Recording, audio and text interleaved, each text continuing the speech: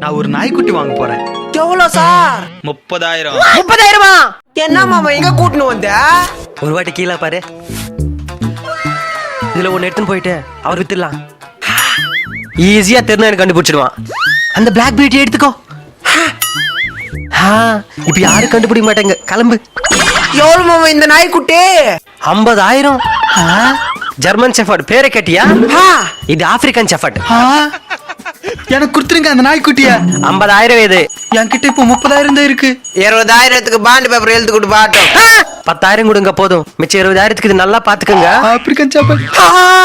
மாமா என்னடா ஏன் குழந்தை வச்சு பேரம் பேசுறீங்க?